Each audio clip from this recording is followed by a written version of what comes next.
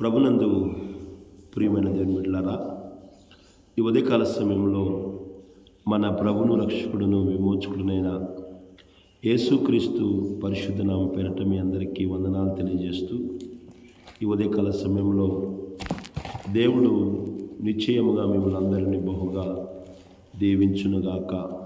ఆమేన్. విశేషమైన తన కృపచేత దేవుడు నింపి మిమ్మల్ని అందరినీ నడిపించునుగాక. కృపయు కనికరమును సమాధానమును మీకును మీ కుటుంబాలకు దేవుడు విస్తరింపచేయునుగాక. ఆమేన్. బైబిల్ గ్రంథంలో చదవబడిన భాగంలో నుంచి ఆమోసు గ్రంథము 8వ అధ్యాయము 12వ వచనాన్ని మనం చదివినట్లయితే, కాబట్టి జనులు యెహోవా మాట వెదుగుటకై ఈ సముద్రము నుండి ఆ సముద్రం వరకును, ఉత్తర దిక్కు నుండి తూర్పు దిక్కు వరకును సంచరించుదురు కానీ అది వారికి దొరకదు. దేవుని బిడ్డలారా, ఇక్కడ ఆమోసు ద్వారా దేవుడు రాయిస్తున్న మాటలను మనం గమనించినట్లయితే, మొదటిగా ఆమోసు ద్వారా దేవుడు వాక్యాన్ని ప్రకటించినప్పుడు ఆ వాక్యాన్ని ఆ ప్రజలు త్రోసివేసి, నిరాకరించి, నిర్లక్ష్యపరిచి దేవుని యొక్క తీర్పుకు వారు గురైనట్లు మనం చూస్తూ ఉన్నాం. దేవుని మాట అంటే లెక్కలేదు వాళ్ళకి. దేవుని వాక్యం అంటే లెక్కలేని స్థితిలో వాళ్ళు ఉన్నారు, పట్టించుకోని స్థితిలో. దేవుని వాక్యం ప్రకటిస్తున్నా కానీ నిర్లక్ష్యపరిచే విధానాలు వారు కలిగి ఉన్నారు. కనుక దేవుని వాక్యాన్ని నిర్లక్ష్యం చేసిన ఆ ప్రజల మీదకి దేవుని తీర్పు వచ్చింది. ఏంటంటే, ఇక మీకు దేవుని వాక్యము దొరకదు అనే తీర్పు వచ్చింది. దేవుడు తీర్పు తీర్చాడు. నేను వాక్యము లేని పరిస్థితులు మీ దేశంలో కలుగజేస్తానని దేవుడు తెలియపరిచాడు. దేవుని ప్రజలారా, ఇప్పుడు వాక్యము లేకపోయేసరికి ఆ ప్రజలందరూ కూడా ఏం చేస్తున్నారంటే, ఆ దేవుని మాటల కొరకు, ఆత్మీయమైన ఆ జీవాహారం కొరకు, ఆత్మీయమైన ఆ మన్నా కొరకు వాళ్ళు చేస్తున్న పని ఏంటంటే, ఈ సముద్రము నుండి ఆ సముద్రం వరకు, ఉత్తర దిక్కు నుండి తూర్పు దిక్కు వరకు వెతుకుతూ ఉన్నారు. దేన్ని వెతుకుతున్నారంటే, వాక్యాన్ని వెతుకుతూ ఉన్నారు. దేవుని ప్రజలారా గమనించండి, ఉదయకాల సమయంలో వాక్యము అందుబాటులో ఉన్నప్పుడు, వాక్యము ప్రకటించబడుతున్నప్పుడు దానిని నిర్లక్ష్యం చేశారు. ఎప్పుడైతే వాక్యము లేకుండా పోయిందో, ఆ వాక్యమును యొక్క విలువ తెలుసుకొని ఆ వాక్యము కొరకు ప్రజలు ఏం చేస్తున్నారంటే, ఈ సముద్రము నుండి ఆ సముద్రం వరకు, సముద్రం దరి చాలా దూరం ఉంటుంది. ఇప్పుడు గమనించండి, అందుబాటులో ఉన్నప్పుడు ప్రజలు దేవుని వాక్యాన్ని శ్రద్ధ చూపించలేదు, కానీ అది దొరకని సమయంలో సముద్రాలు కూడా దాటిపోయి, సముద్రం ఈ దిక్కు నుండి ఆ దిక్కు వరకు, ఉత్తర దిక్కు నుండి తూర్పు దిక్కు వరకు, ఈ సముద్రం నుండి ఆ సముద్రం వరకు వారు చేస్తున్న పని ఏంటంటే, దేవుని వాక్యాన్ని వెతుకుతూ ఉన్నారు. అయినా కానీ వారి జీవితంలో దేవుని వాక్యము దొరకలేదని వాక్యము మనకు తెలియచేయబడతాం. ఆ ప్రియమైన దేవుని బిడ్డలారా గమనించండి, వారు అందుబాటులో ఉన్నప్పుడు దానిని అంగీకరించలేదు, దాన్ని సమకూర్చుకోలేదు. వాక్యము లేని సమయంలో వాక్యము కోసము ఆతృత పడుతున్నారు, ఆరాటపడుతున్నారు. దాని కొరకు సముద్రాలు సహితం దాటి వారు వెళుతున్నట్లు మనం చూస్తూ ఉన్నాం. దేవుని బిడ్డలారా, దేవుని వాక్యము దగ్గర ఉన్నప్పుడు దాని విలువ వాళ్ళకి తెలియలేదు. నేటి కాలంలో కూడా కొన్ని విషయాలలో మనకు అందుబాటులో ఉన్నప్పుడు, మనకు సమీపంగా ఉన్నప్పుడు కొన్ని వాటి విలువ మనకు తెలియదు. అవి దూరమైన తర్వాత వాటి విలువ ఎంత ప్రాముఖ్యమైందో మనకు తెలుస్తూ ఉంది. ఆనాటి ప్రజలకు కూడా దగ్గర ఉన్నప్పుడు ఏం అర్థం కాలేదు. దూరమైన తర్వాత దేవుని వాక్యం యొక్క ప్రాముఖ్యత ఏంటో అర్థం చేసుకొని, తూర్పు దిక్కు నుండి ఉత్తర దిక్కునకు, ఈ సముద్రం నుండి ఆ సముద్రం వరకు దేవుని వాక్యం కోసము వారు వెతుకుతున్నట్లు మనం చూస్తూ ఉన్నాం.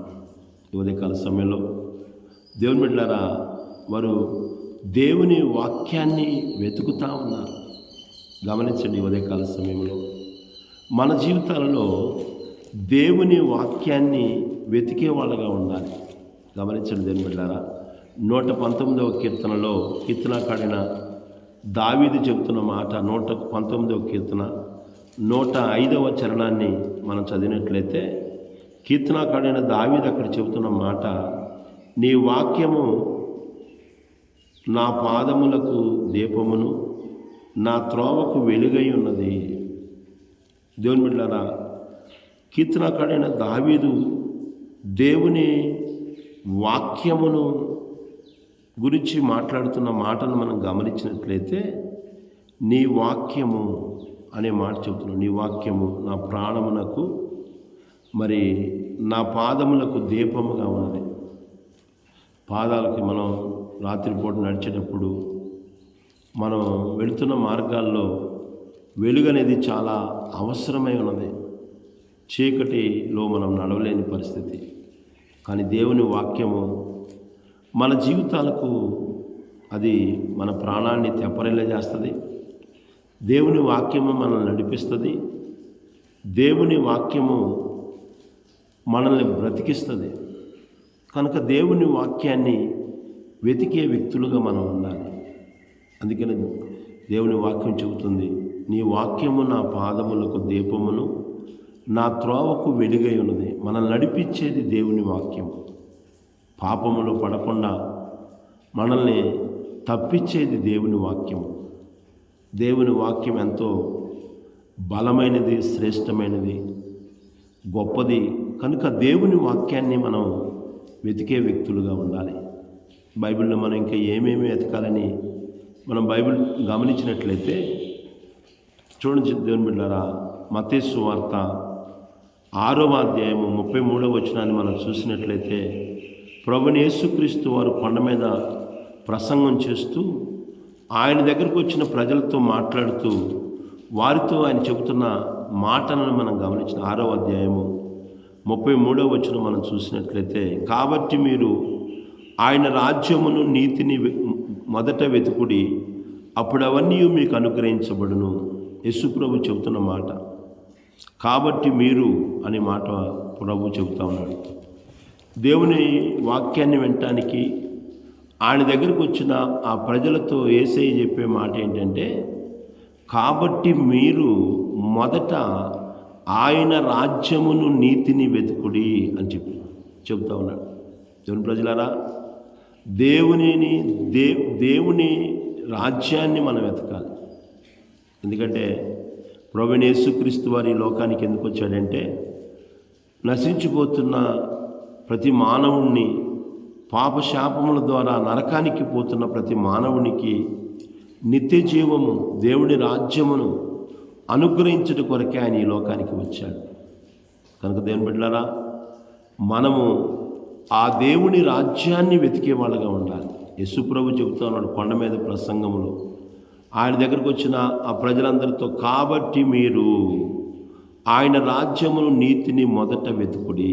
మన జీవితాల్లో దేవుని రాజ్యాన్ని, దేవుని నీతిని మనం వెతకాలి. యేసు ప్రభు చెబుతూ ఉన్నాడు, ఆయన దేనికి ప్రాధాన్యత ఇవ్వాలంటే దేవుని యొక్క రాజ్యానికి ప్రాధాన్యత ఇవ్వాలి.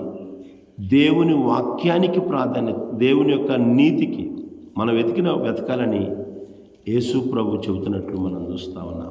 ఈ ఉదయకాల సమయంలో వాక్యం ఉంచున్న ప్రియమైన దేవుని బిడ్డలారా, మొట్టమొదటిగా నువ్వు వెతకాల్సింది ఏంటంటే దేవుని రాజ్యాన్ని వెతకాలి. దేవుని రాజ్యాన్ని వెతకాలి. అది తన బిడ్డలకు ఇవ్వట కొరకు యేసు ప్రభు ఈ లోకానికి వచ్చాడు. ఆయన ఆ రాజ్యంలో నువ్వు ప్రవేశించే వ్యక్తిగా ఉండాలంటే ఆయన రాజ్యాన్ని వెతకాలి. లోకంలో ఉదయం లేచిన కాడి నుంచి నైట్ పడుకున్న దాకా ఏమేమో వెతుకుతున్నావేమో, పనికి మాలిన వాటన్నిటిని వెతుకుతున్నావేమో, నీకు ఉపయోగం లేని వాటన్నిటిని వెతుకుతా ఉన్నావేమో. దేవుని బిడ్డలారా, దేవుని రాజ్యాన్ని, యేసు ప్రభు చెబుతున్న మాట ఇది, ఆయన రాజ్యాన్ని మనం మొదట వెతకాలని యేసయ్య చెబుతున్నట్లు మనం చూస్తూ ఉన్నాం. మూడోది గమనించినట్లయితే దేవునిని వెతకాలి. బైబిల్ గ్రంథంలో ప్రవక్త అయిన యెషయా ద్వారా దేవుడు మాట్లాడుతున్న మాటలు గమనించినట్లయితే, యెషయా గ్రంథము 55వ అధ్యాయము 6వ వచనాన్ని మనం చదివినట్లయితే, ప్రవక్త ద్వారా దేవుడు యెహోవా మీకు దొరుకు కాలమందు ఆయనను వెతకుడి. యెహోవా మీకు దొరుకు కాలమందు దేవుణ్ణి వెతికే వాళ్ళగా ఉండాలి. మొట్టమొదటిగా దేవుని వాక్యాన్ని వెతకాలి. రెండోదిగా దేవుని రాజ్యాన్ని నీతిని వెతకాలి. మూడోదిగా దేవుని వెతకాలి అని వాక్యం చెబుతుంది. ఇక్కడ వాక్యాన్ని గమనించినట్లయితే యెషయా గ్రంథం 55:6 యెహోవా మీకు దొరుకు కాలమందు ఆయనను వెతుకుడి. దేవుణ్ణి వెతకాలి. దేవుణ్ణి వెతికే జీవితం మనం కలిగి ఉండాలి. దేవుని ప్రజలారా, యెషయా ప్రవక్త ద్వారా దేవుడు చెబుతా ఉన్నాడు, యెహోవా మీకు దొరుకు సమయమున కాలమందు ఆయనను వెతుకుడి. దేవుణ్ణి వెతికే జీవితాలు మనం కలిగి ఉండాలి. ఈరోజు ఏవేవో వెతుకుతూ ఉన్నాం.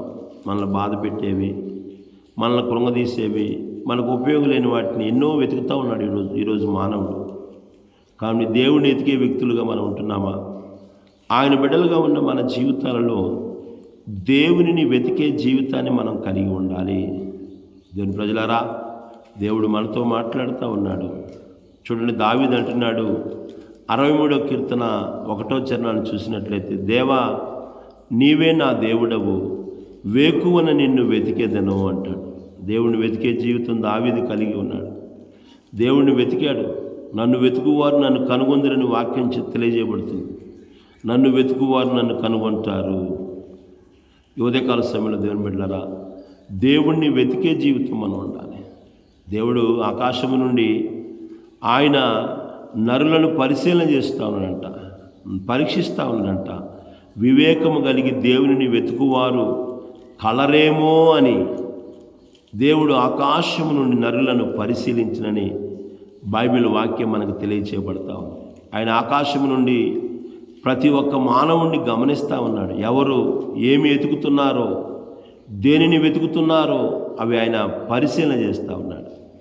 దేవుడు వాక్యం గమనించినట్లయితే ఆయన చెబుతున్న మాట, వివేకము కలిగి దేవునిని వెతుకువారు కలరేమోనని యెహోవా ఆకాశము నుండి నరులను పరిశీలన చేసిందంట.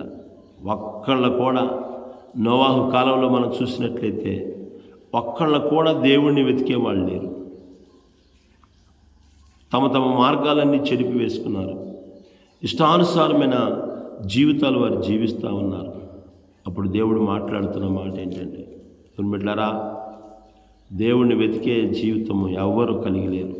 నోవాహు ఒక్కడే దేవునిని వెతికే జీవితాన్ని కలిగి ఉన్నాడు. అందుకని దేవుడు తనను వెతికే వ్యక్తులను కనుగొని వారిని మాత్రమే వారి జీవితాల్లో గొప్ప మేలు చేసే వ్యక్తిగా ఉన్నాడు. వారిని మాత్రమే, నోవాహును మాత్రమే దేవుడు రక్షించినట్లు మనం చూస్తూ ఉన్నాం. కనుక మన జీవితాలలో చాలా విషయాలు ఉన్నాయి, చెప్పడానికి సమయం లేదు. రేపటి దినాన మనం ధ్యానం చేసుకుందాం. కనుక దేవుని వాక్యాన్ని వెతికే జీవితాన్ని మనం కలిగి ఉండాలి. రెండోదిగా దేవుని రాజ్యాన్ని నీతిని వెతికే వ్యక్తులుగా మనం ఉండాలి.